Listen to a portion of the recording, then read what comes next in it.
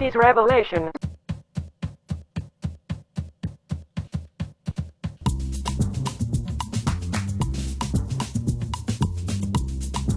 I'm Donald Trump, and I approve this message. I'm an American. I have rights.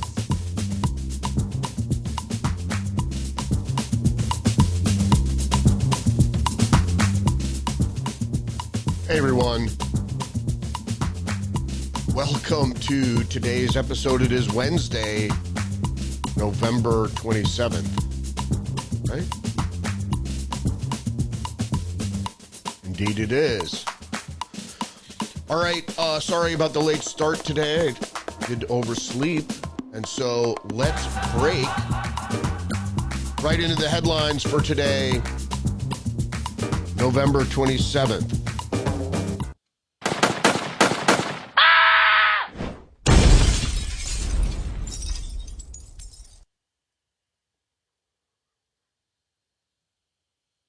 The most troubling of the headlines today, as I predicted, that as long as California keeps counting ballots, now it's almost 3 weeks after the election, what is happening?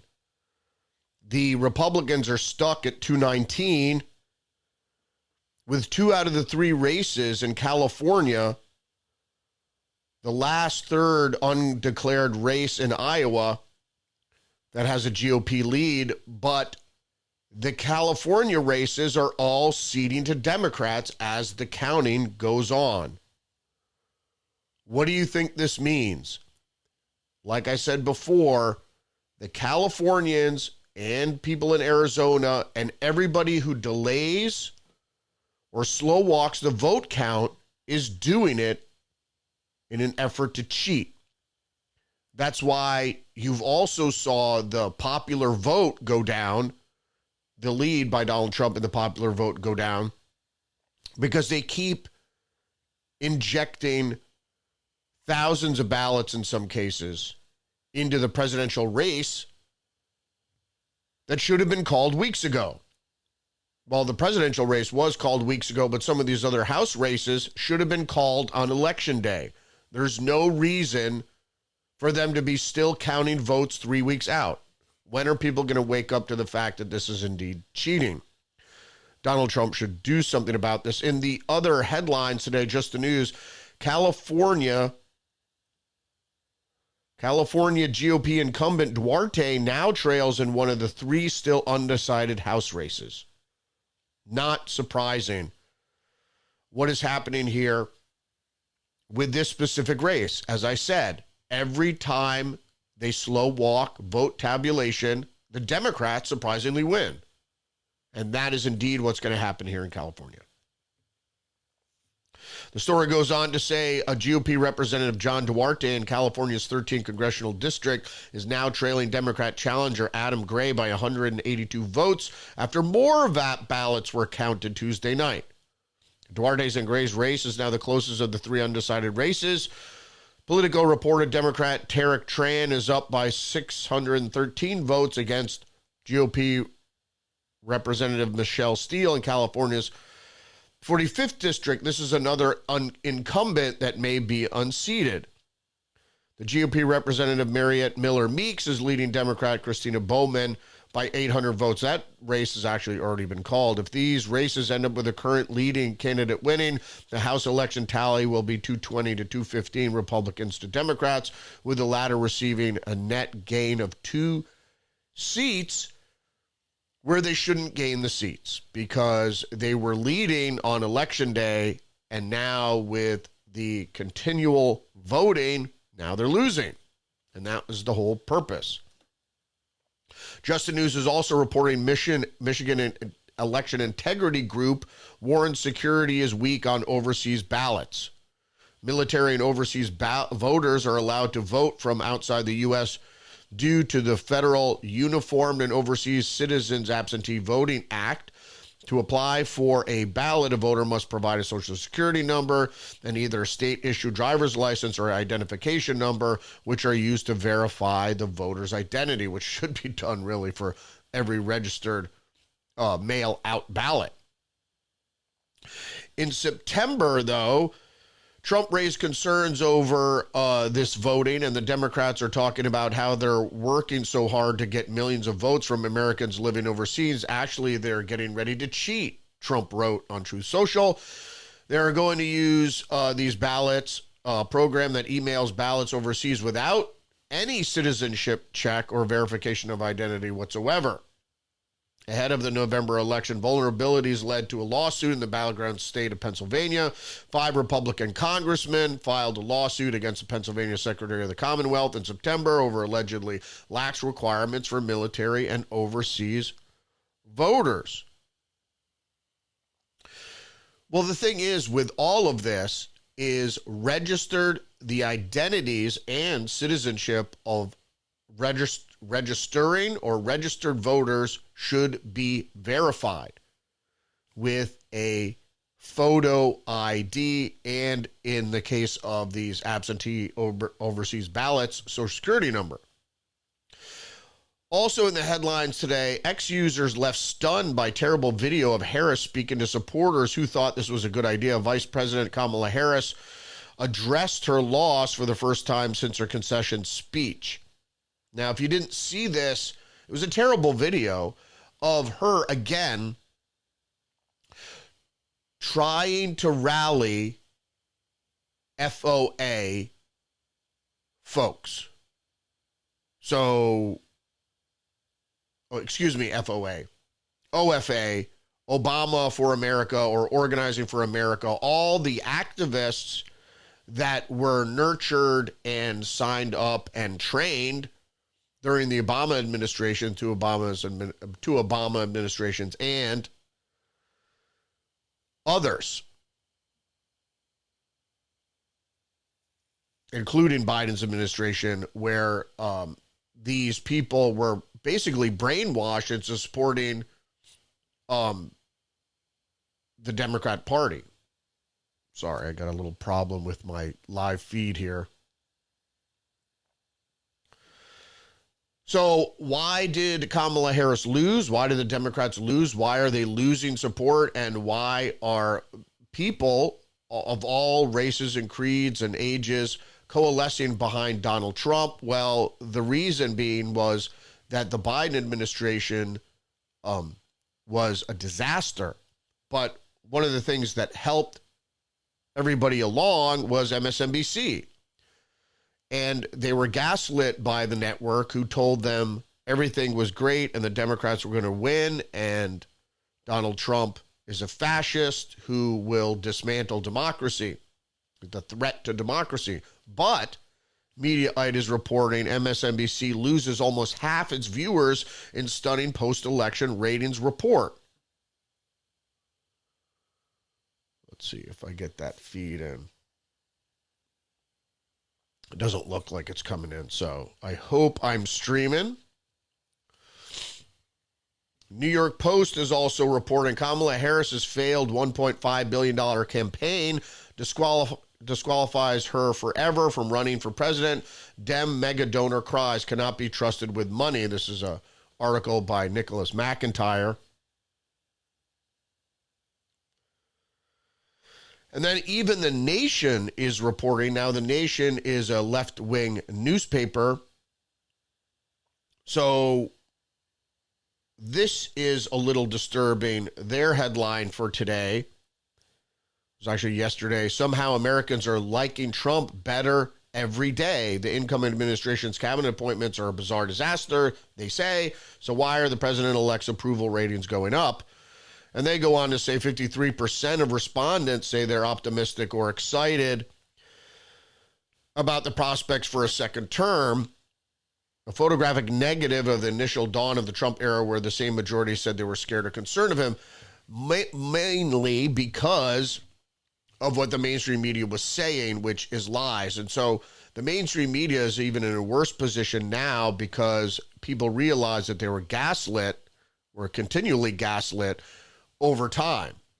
So we're not really sure what happened there, but there seems to be an awakening, particularly among the American electorate, but I think worldwide.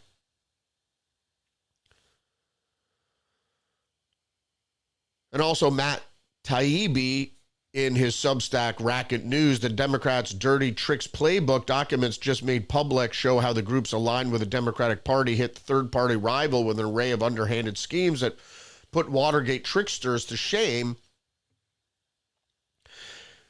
And if you go into the article, this is just some of the quotes from documents that were made public. We can just rig our own poll to make it look as shit as possible. Now, these are just because this was relative to the third-party candidate. These are some of the things that they used throughout campaigning, not just with third-party candidates, but against Donald Trump et al., other Republican candidates as well.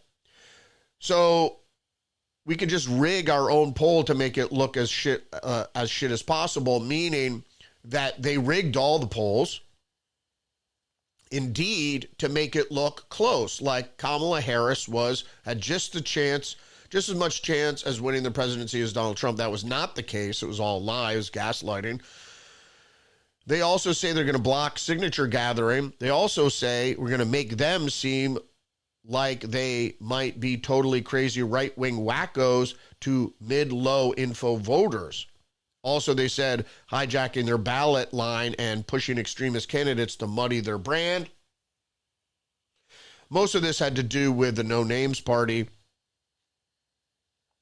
And it goes on to say the above quotes are just a few excerpts from incredible documents made public after a long court fight. Details of a plan to shun, stigmatize, and destroy the third party no labels suggests a Rosetta Stone of corruption, showing groups aligned with their Democratic Party using dirty tricks and elaborate fakery to attack anyone in their electoral path, all while presenting themselves as pro-democracy forces. That's the reality there. So I'm trying to see what's happening with this.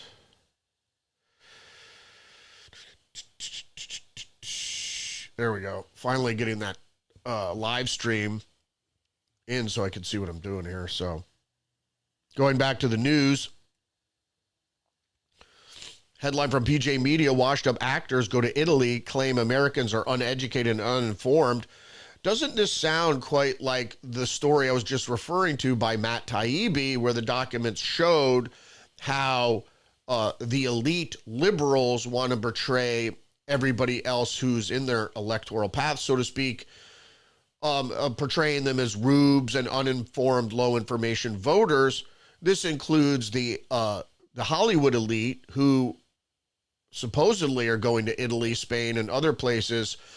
And there are a lot of people, if you look on TikTok and other places, that people aren't going to their families for Thanksgiving because the families voted for Trump. They're still in their echo chamber bubble. They don't really realize that the OFA, which brainwashed them, told them lies and really gaslit them about what the electoral stakes are here. Not to mention trying to avoid World War III, but getting the economy back on track.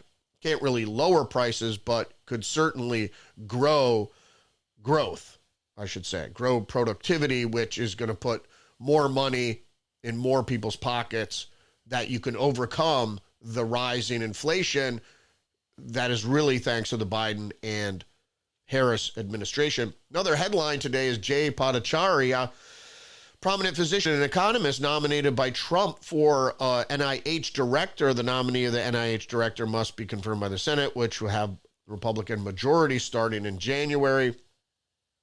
Now, this is really important. If you ever watched Laura Ingraham, particularly during COVID, she had Jay Bhattacharya on all the time. He's a very well-known and accomplished physician. So he's labeled as a crank, as we're going to get to right now from the New York Times. Trump picks Stanford doctor, so Stanford's pretty prestigious, who opposed lockdowns to head NIH as the director of National Institutes of Health.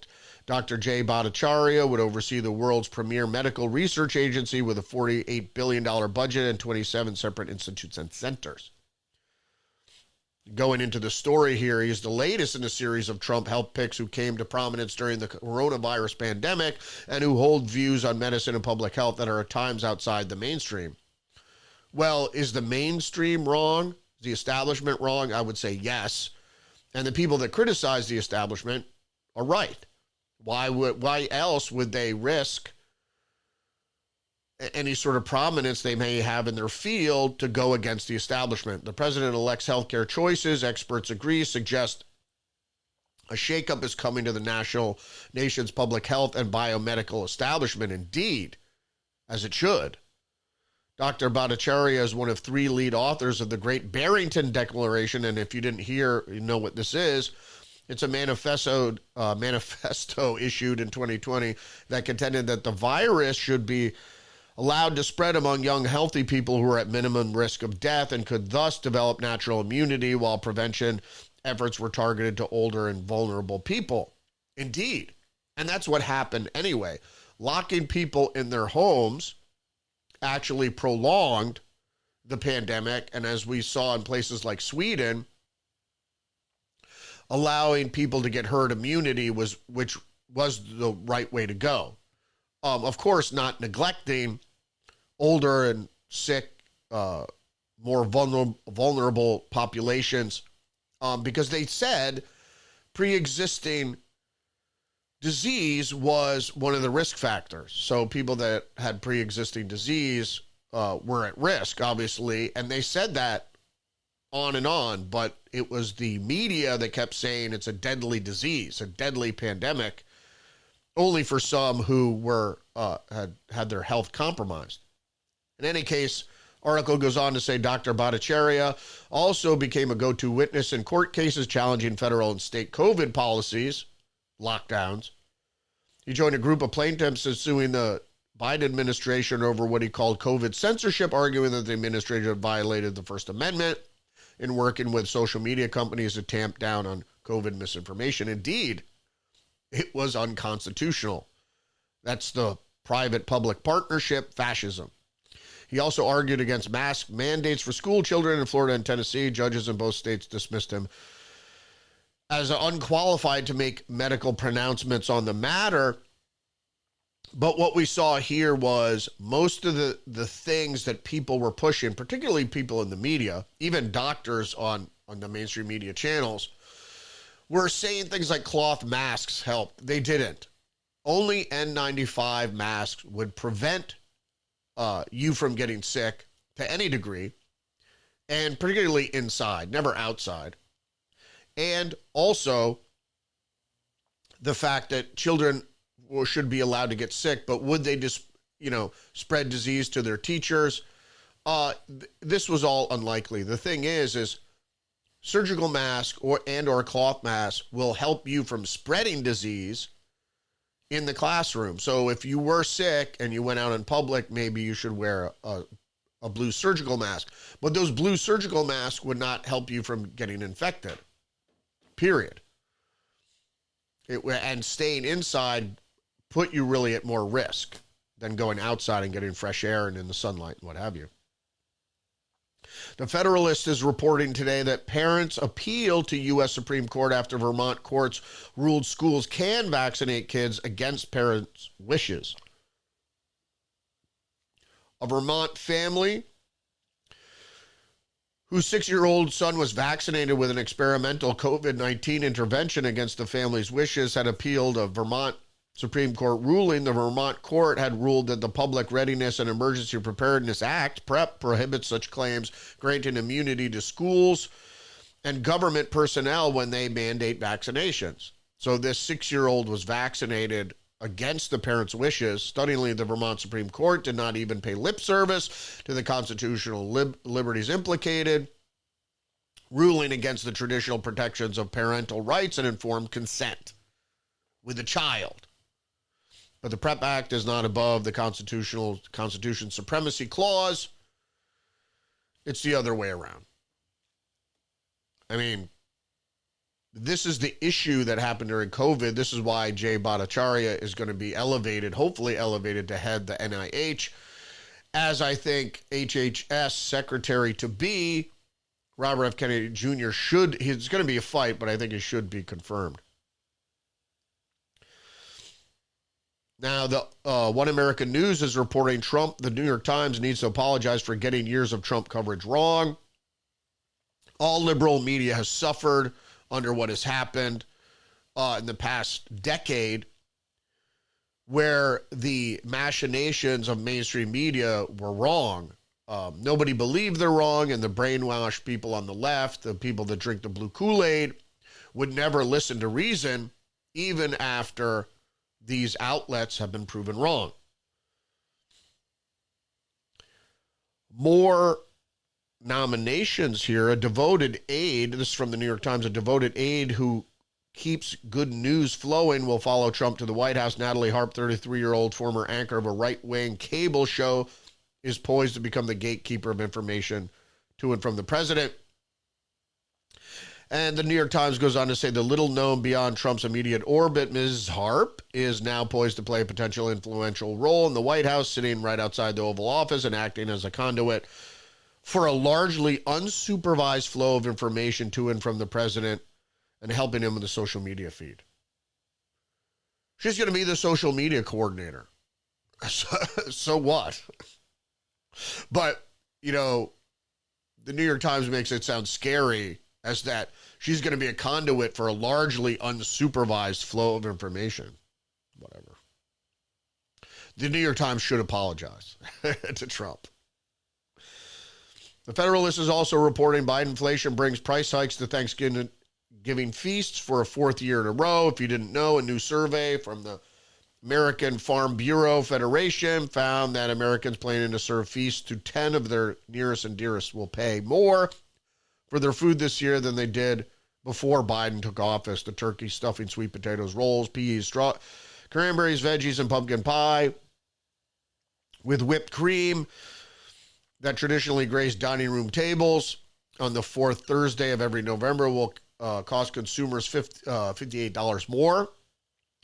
Those shoppers suddenly optimistic about the future of the country and the economy under a different administration and decide to splurge on boneless ham, russet potatoes, and frozen green beans will pay an additional $20. And the AP is reporting eggs are getting pricier ahead of the holiday baking season. Do they think, are they attributing it to the Biden administration? Of course not. It's bird flu and more people baking. USA Today, they have an opinion. Why can't we share Thanksgiving? You voted to deport people who look like me, and this is by Louis Villalobos. Why in the world should people be expected to carve some turkey with friends and family who voted against their existence? Whatever that means. So this guy is an illegal alien, and he's writing for USA Today. I think, Tom Homan, you should raid the USA Today offices and look for this opinion writer. The reality is criminals first, other threats to national security second, and then young men, presumably, and way down at the bottom will be your abuelas and your Villaloboses. Washington Post is reporting Soros of the right, Elon Musk eyes progressive prosecutors as next target. Musk is being likened to Soros in Republican circles and embracing the comparison after he plowed more than $118 million into his pro-Trump super PAC to support the former president's campaign, and it worked in Pennsylvania. He's also planning to use Soros's past donations as a roadmap to guide his own political targets. Tech mogul said the PAC should challenge Soros's DAs, referring to a cohort of progressive district attorneys across the country who received support from Soros and affiliated organizations. Most of Soros's appointments are not well liked by their constituencies. You saw George Gascon in L.A. get booted, resoundingly voted out of office. Because whatever the agenda here is, and that's why I said about leftist agenda, keep criminals on the street so the Democrats can use them.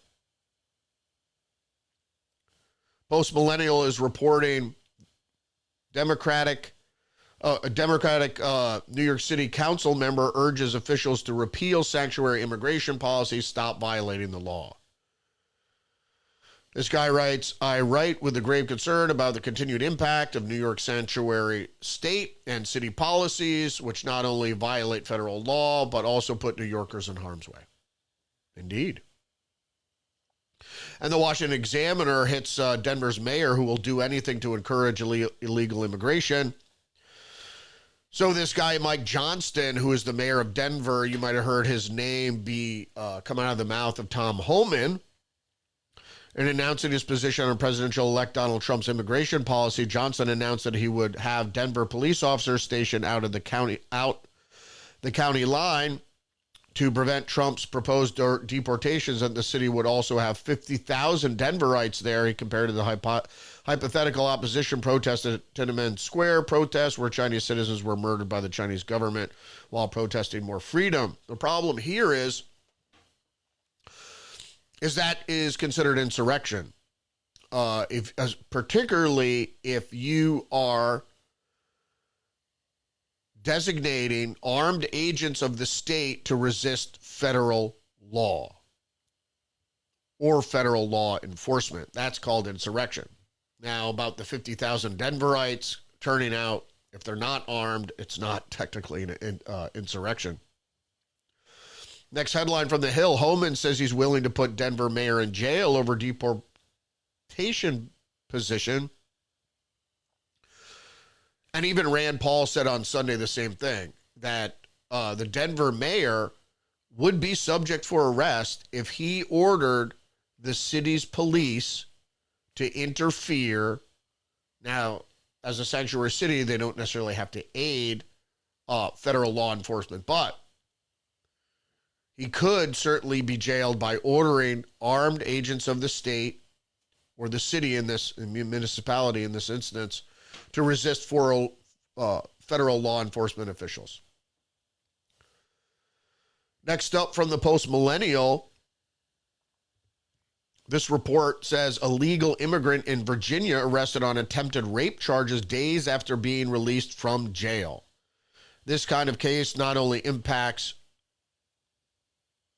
the victim directly, but impacts an entire community, especially when it occurs in a very public area that we consider safe.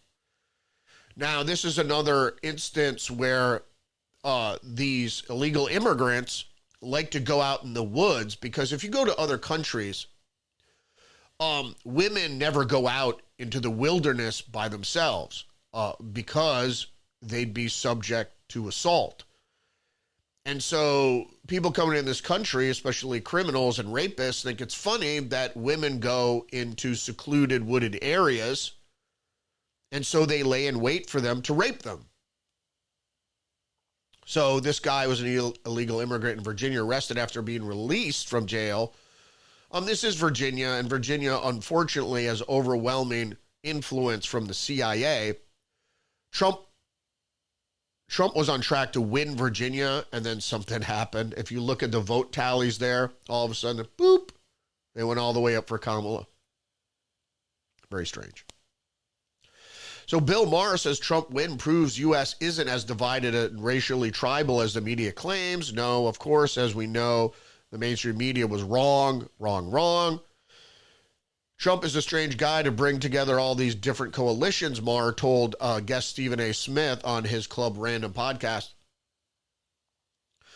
It's true, because the coalition, people are coming together on the right because the new Republican Party is indeed the new party of the middle class.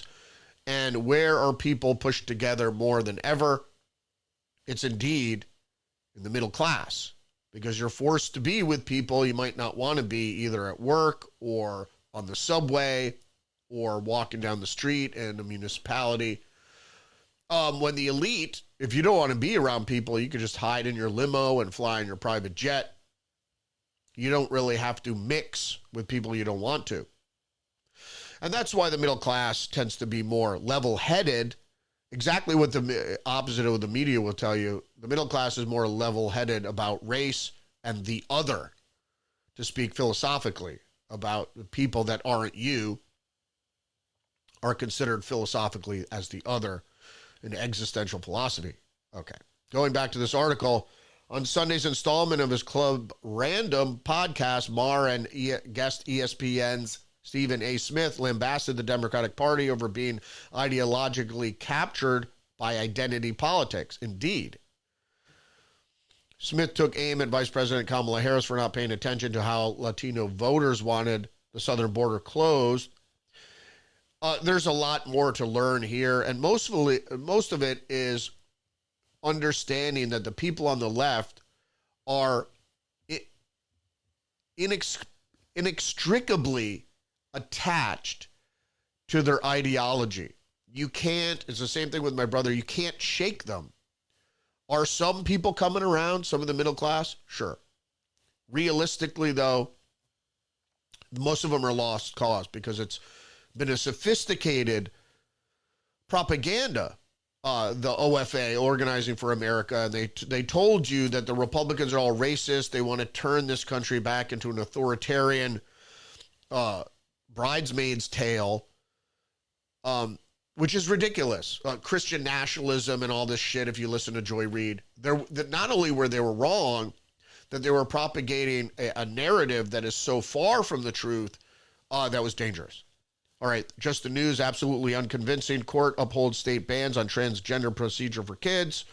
Missouri's Cole County Circuit Judge Craig Carter, on Monday issued a sweeping ruling for the Show Me State and challenged by families of gender-confused youth after a 9-day bench trial, finding an almost total lack of consensus as to the medical ethics of adolescent gender dysphoria treatment that has become more fractured in the past year. Carter also questioned the plaintiff's strategic decision to argue that the Senate Bill 49 is unconstitutional on its face rather than seek a carve-out exception to the regulation.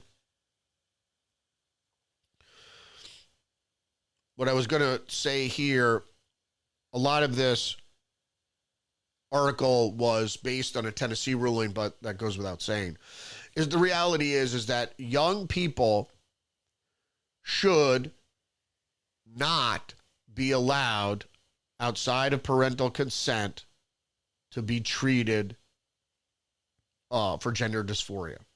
You can do whatever you want once you become an adult, but a lot of states are saying you're not old enough to make these sort of decisions. And if you convince your parents to allow you to do something like this, they're, in my humble opinion, they are also causing you harm, and it's negligence, parental negligence. All right, so the Telegraph is reporting, to switch gears here, Noah Rothman wrote this opinion piece, America's new declinists are deluded about consequences of letting Putin win. Elbridge Colby and others around Trump think tackling Russia is a distraction from the Chinese threat. They take a dim view of U.S. power. Rothman's an idiot here. The reality is we're stumbling towards World War III. We're poking the bear and trying to engage a nuclear power by threatening their national security. It's all about Black Sea and naval power, really. But the Russia said they have no interest and will fight to the death to keep NATO from being on their doorstep or particularly threatening their navy in the Black Sea.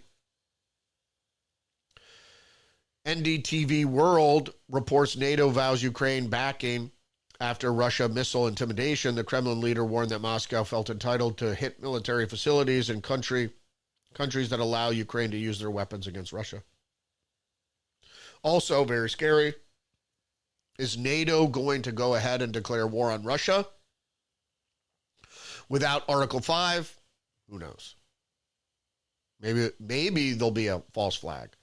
And Fox News is reporting unidentified drones spotted over U.S. bases in the UK not appear to belong to hobbyists. U.S. officials say the drones have so far not impacted base residents or U.S. assets. Well, this is agents for the Russian state using drones to spy. Or it could very well be the Chinese or Iran or, any other residents of the UK who are affiliated with those states using drones to spy on military bases. We are in World War III. It's not hot yet, but it's soon to be. Washington Post is reporting expanding border controls clash with Europe's ideal of free movement. If you didn't know, they allow in the European Union free movement even among non-European Union states. Residents on both sides of the bridge accustomed to passport-free travel now are going to be implementing checks on the country's land borders. Interior Minister of Germany says the move reflected to reinforce our internal security, take a hard line against irregular migration, growing comfort with the resurrection of border barriers and weakening of the European project. Indeed, according to Schengen rules, countries may implement temporary border checks with other members as a last resort measure in exceptional situations involving a serious threat to public policy and national security. It has been. I mean, these European countries are imploding under the weight of Muslim immigrants who refuse to assimilate and are actually have deep hatred toward their host countries and the citizens thereof. Telegraph also reports global deaths from assisted dying surpassed 30,000 in a year as the UK prepares to vote on the terminally ill adults end-of-life bill. Telegraph analysis reveals increase in numbers across the world. This is worrisome. It's part of the New World Order, of course, stopping birth and legalizing death. Not just for the terminally ill, but, for inmates or sterilization of people. And that's part of the transgender thing. And if you listened on Monday when I went over an opinion piece of some idiot who said transgender rights are reproductive rights, which is the most detached way of thinking. If you get bottom surgery, you're basically sterilizing yourself. That's why they're pushing this whole thing. And there is the fact that people have been chemically poisoned, and that's what's inducing, for the most part, gender dysphoria. New York Post is reporting ex-Google CEO Eric Schmidt warns perfect AI girlfriends could worsen loneliness for young men. Schmidt warned that artificial intelligence chatbots could increase loneliness among young men who prefer AI-powered perfect girlfriends. Realistically, this is the deal with porn. It's to keep you from procreating. So stay looking at a computer screen, have an AI girlfriend, but you'll never impregnate her, and she'll never bring that pregnancy to term because she doesn't exist. That's the point. They want less births, and they've achieved it for the most part, and they're decreasing infertility and birth rates, et cetera, in the West. And that's why they want to ship in workers, because they don't want this phenomenon that they caused to raise wages. And so they ship in cheap, unskilled people to keep the wages down. So if you didn't hear about this is from OAN. Ryan Routh, the second failed Trump assassin, shares a letter from jail explaining his motives. What do you think he says? I'm not a Democrat. I'm unaffiliated. I'm an independent. Yeah. Everything says that he was a Democrat, and he follows all the left-wing nutty ideas and he was allowed to go to Ukraine and try to recruit foreigners to fight for Ukraine. But he didn't have any assets here. All he had was like a truck and a house. He wasn't really making any money. But then he's able to fly to Ukraine and was left alone by the CIA and the intelligence and military intelligence, etc. He was left alone, and then he comes back here and is obviously left alone again to try to assassinate Trump. But he says, I don't believe in the two-party system. I mean, what an idiot. The guy's an idiot anyway, but the two-party system ideologically is there because of finance. You can't. You want the government to spend money or you don't. That's why it's a two-party system. Now, you don't have to belong to those parties. You can be an independent like Bernie Sanders and still caucus with one or the other. But the reality is conservative and liberal. It's just how we control the state's pocketbook and what we spend it on. Yeah, so the article goes on to say, and he affiliates himself with Crooks, the first assassin. So then he's trying to say that I'm a copycat when he wasn't. He's working for intelligence. Everybody knows that. Now, was he meant to assassinate Trump or just scare him, or who knows?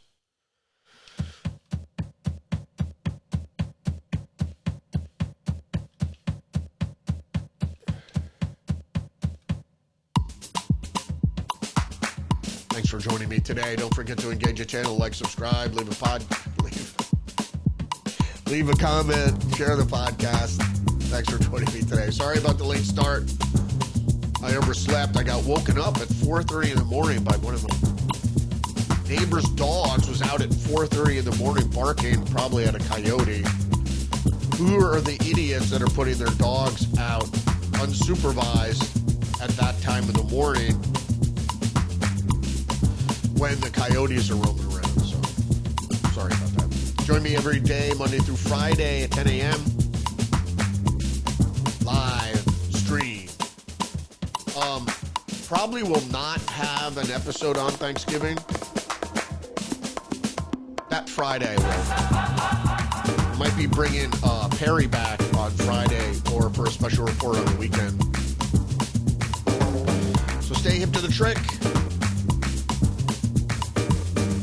Tomorrow is Thanksgiving, isn't it? So I will not have an episode of the podcast tomorrow. So I will see you Friday.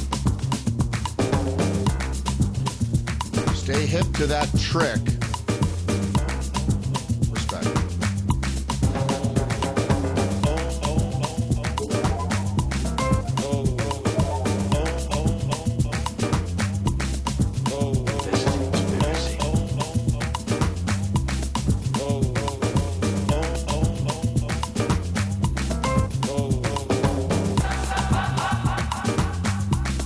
Google me, bitch! Google me!